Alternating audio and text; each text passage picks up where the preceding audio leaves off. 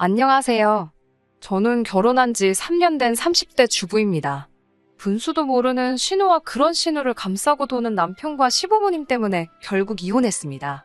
제 직업은 결혼식 사진 촬영을 전문으로 하는 사진작가입니다. 남편과는 지인의 소개로 만났고요. 평일보다는 주말이 바쁜 제 입장에선 연애를 하는 게 쉬운 편은 아니어서 솔직히 말하면 거의 포기 상태였거든요. 그럼에도 불구하고 최대한 제 일정에 맞춰서 만나려고 노력하는 남편의 태도에 제 마음에 문을 열게 되었습니다. 남편은 성격이 둥글둥글하고 주변 사람들을 배려하는 마음이 예쁜 사람입니다. 그래서 이런 남자와 결혼하면 평생 행복하겠다는 확신이 있었어요. 그럼에도 불구하고 결혼이 확실시 되기 전까지는 남편의 부모님이나 가족을 만난 적이 없습니다. 거창한 이유는 아니었지만 괜히 만나서 정들었는데 헤어지기라도 하면 가슴 아프잖아요. 본격적으로 결혼 이야기가 나오고서야 처음 뵈러 가게 되었어요. 남자친구 부모님은 은퇴 후 연금으로 생활을 하고 계셨습니다. 재산이 많은 편은 아니라고 했어요. 소위 모범생이었던 남편은 부모님 속 한번 썩이지 않고 대학 졸업 후 직장에 취직하는 정도를 거웠지만 문제는 신우였습니다. 10대 시절 불량 학생들과 어울리던 신우는 커서도 정신을 못 차렸다고 한 번은 남편이 이야기를 해준 적이 있어요. 평소라면 가족이든 남이든 다른 사람에 관한 이야기를 잘하지 않는 남편이 있지만 그날은 취기가 올라서 말실수를 하듯 털어놓은 것이었지요. 며칠 뒤 그때 이야기가 뭐냐고 제가 묻자 남편은 아차 싶은 눈치였지만 결국 자세히 이야기해 주었습니다. 신우는 질 나쁜 친구들과 어울리기를 반복했고 그러다 보니 성적도 하루가 다르게 떨어지더래요. 결국 신우가 갈 수 있는 대학은 어디 산골에 있는 지방대나 가면 모를 거 없었다고 하더라고요. 그나마도 시부모님은 학비를 내줄 테니 어느 학교라도 가라고 하셨지만 신우는 서울을 떠나서 살기 싫다며 안 간다고 했다더군요. 그리고선 여러 가지 직업을 전전했답니다. 네일아트를 해보고 싶대서 몇백을 들여 가르쳤더니 갑자기 미용을 하겠다고 하고 그렇게 또 까먹은 돈이 상당했다고 해요. 어느 날 갑자기 옷 장사를 하겠다며 시부모님이 사는 아파트 단지 내 상가에 새를 얻어 옷을 팔다 그나마도 6개월 만에 때려쳤고요. 지금은 카페를 차려달라며 어지간히 시부모님을 들들 볶는 상태라고 했어요. 자기 여동생인데도 신랄하게 까는 남편의 모습을 보니 본인도 어지간히 이 상황이 갑갑하고 짜증나나 보다 싶더라고요. 아무튼 상황이 그렇다 보니 시부모님께서 여유가 있을 리가 만무했지요. 그나마 시아버지가 오랫동안 공기관에서 근무하신 덕분에 적지 않은 연금이 나오고는 있었지만요.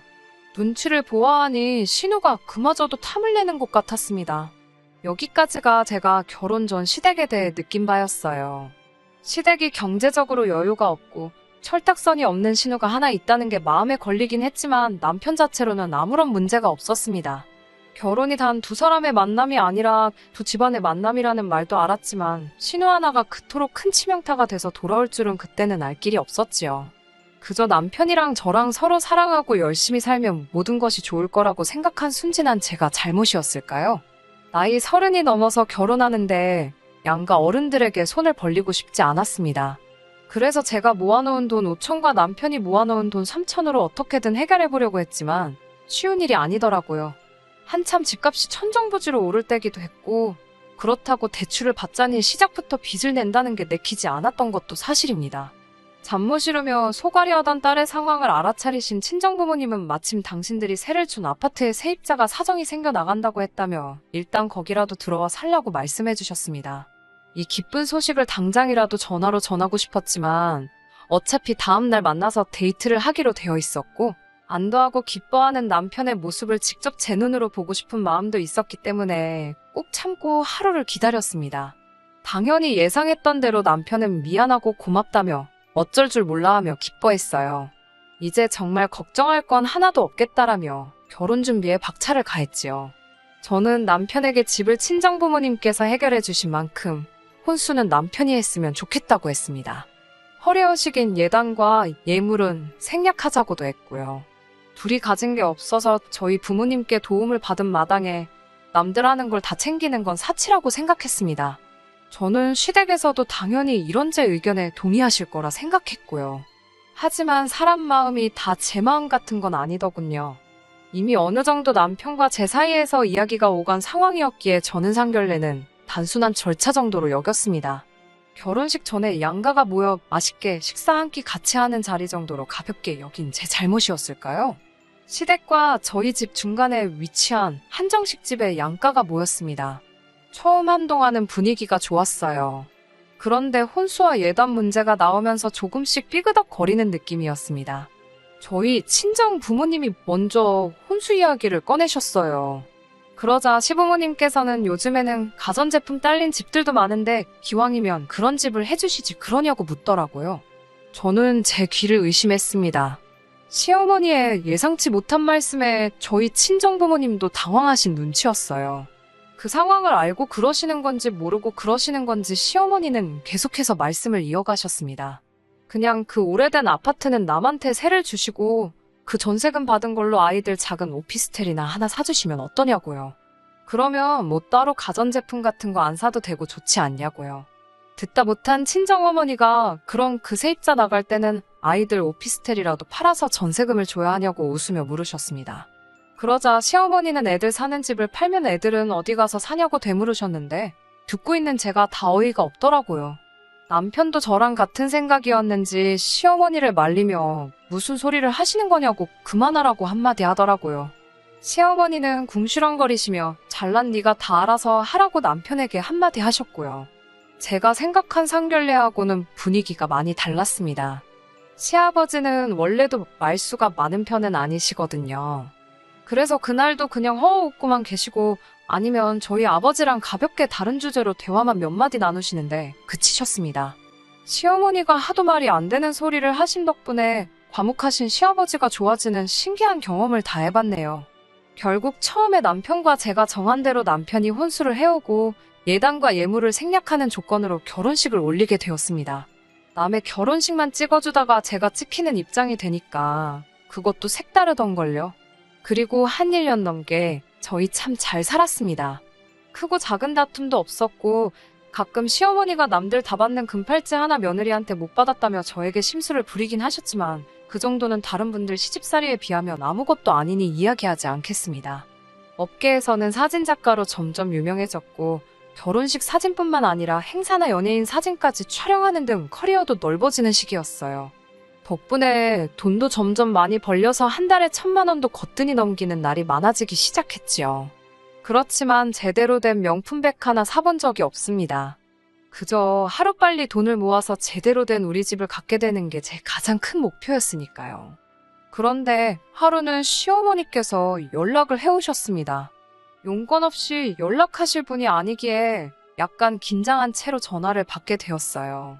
평소와는 달리 밝고 다정한 목소리에서 저는 오히려 불안을 느낄 정도였습니다. 시어머니는 요새 일이 그렇게 잘 되냐며 문을 띄우셨어요.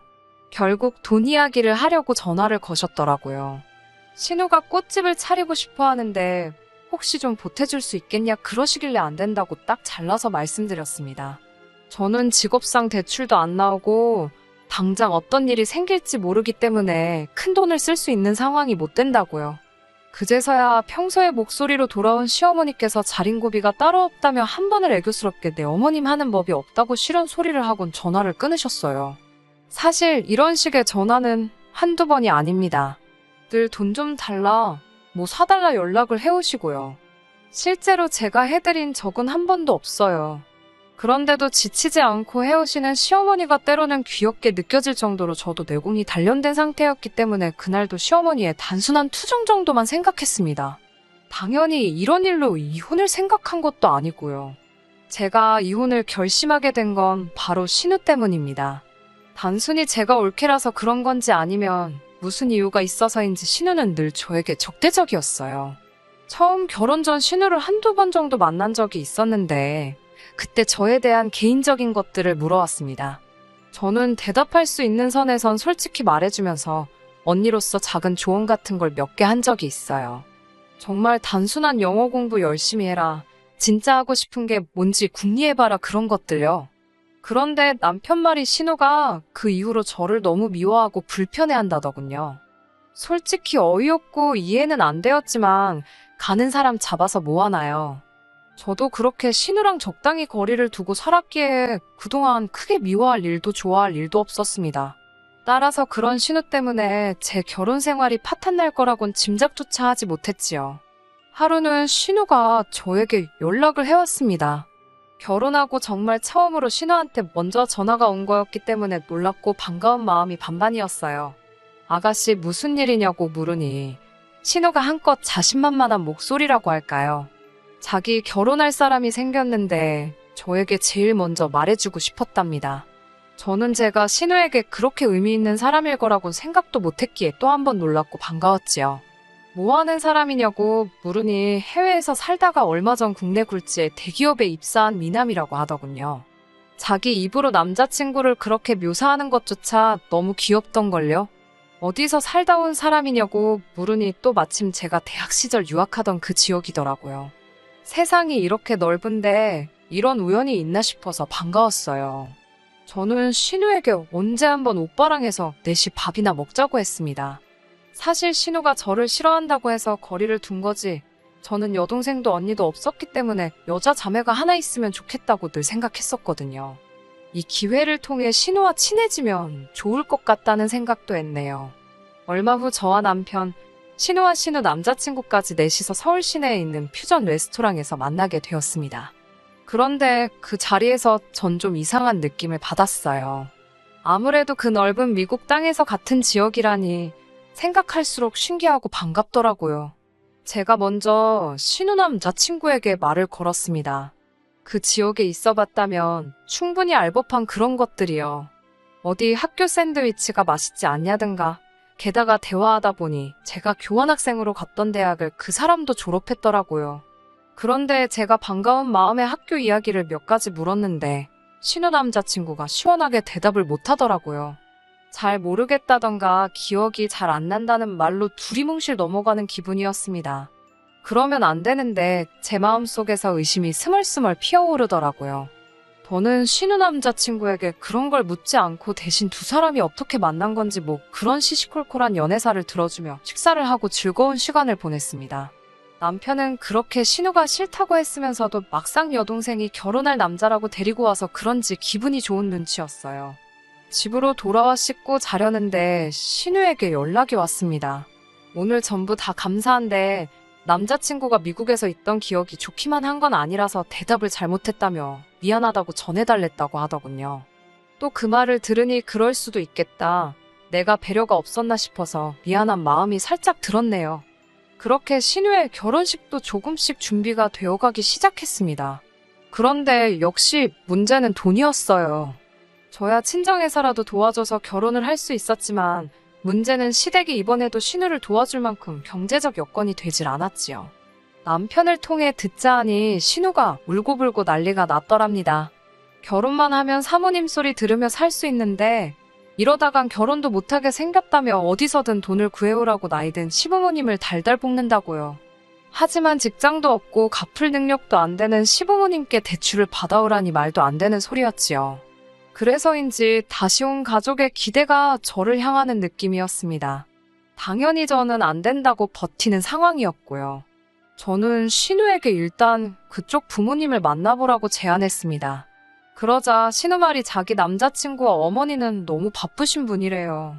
얼마 전에도 외국에 볼 일이 있다며 나가셨다며 상견례도 못 하실 것 같다고 하셨답니다. 일단 신우 돈으로 결혼 준비하고 날짜랑 다 잡으면 결혼식 당일날에는 들어오기로 하셨다나요. 솔직히 딱 들어도 말이 안 되는데 어찌된 영문인지 신우뿐만 아니라 남편과 시부모님 모두 그럴 수도 있지 않냐는 식이었습니다. 말도 안 된다고 하는 저에게 찬물 끼얹지 말라더군요. 저도 머리 아픈 일에 끼어들어서 괜히 싫은 소리나 듣는 상황이 짜증나서 알아서들 하세요란 마음으로 내버려두고 제 본업에 열중하며 시간을 보냈습니다. 막말로 신우가 진짜 사모님 소리 들을 만한 집에 시집이라도 가면 축하하면 되는 거지 뭐 제가 형사도 아니고 들쑤시고 다닐 필요가 없잖아요. 그리고 얼마 후 남편이 하루는 저에게 정말 딱 1,000만 원만이라도 빌려주면 안 되냐고 묻더군요. 신우 때문이냐고 그러니까 그래도 여동생 시집 가는데 오빠로서 좀 보태주고 싶어서 그런답니다. 남편도 적게 버는 게 아닌데 돈 1,000만 원 때문에 저에게 부탁을 하는 게 쉽게 이해가 되지 않았어요. 모아둔 돈을 다 어쨌냐고 물으니 얼버무렸고 추궁을 하니 실토를 하더군요. 신우 남자친구가 좋은 투자처가 있다며 자기 믿고 투자하라고 꼬셨다는 거예요. 마늘밭에 묻어둔 돈이다 생각하고 3년 뒤에 열어보면 대박이 나 있을 거라나요. 그럼 투자했다는 그 회사가 어디냐? 증거서류 같은 건 어딨냐고 물으니 그것도 다 자기가 관리해준다며 신우 남자친구가 가지고 있답니다. 어처구니가 없었고 저는 남편에게 일단 제가 생각 좀 해보겠다며 기다려달라고 했어요. 또 다시 제 마음속에서 신우 남자친구에 대한 의구심이 싹트기 시작했습니다. 어찌됐건 신우는 제 가족인데 에라 모르겠다라는 심정으로 내버려두기도 그렇더라고요. 결국 교환학생 시절 인연을 맺었던 몇몇 친구들에게 신우 남자친구의 사진과 이름을 보내주곤 혹시 알거나 들어본 적 있는지 물어봤어요. 서울에서 김서방 찾기 같았지만 그래도 혹시나 하는 마음에 시도라도 해본 거지요. 다행히 신우 남자친구를 아는 사람이 나타났습니다. 2다리를 건너서 알게 된 그 사람에게서 듣게 된 신우 남자친구는 정말 할 말을 잃게 할 만큼 악질적인 사람이었어요. 이미 결혼도 2번이나 했었고 아이도 하나 있는 사람이더군요. 미국에서 불법 체류로 3년 정도 있다가 불미스러운 일로 인해 추방당한 상황이었고요. 아주 파렴치한 사람으로 소문이 파다하다고 했습니다. 어쩌다 그런 남자에게 신우가 걸린 건지 한시라도 빨리 신우를 만나 정신 차리게 해야겠다는 생각뿐이었네요.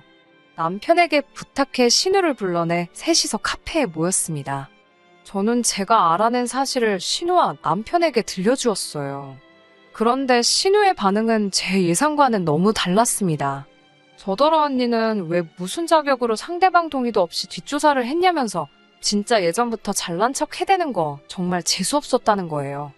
좋은 일 하려다가 뺨 맞는 기분이었습니다.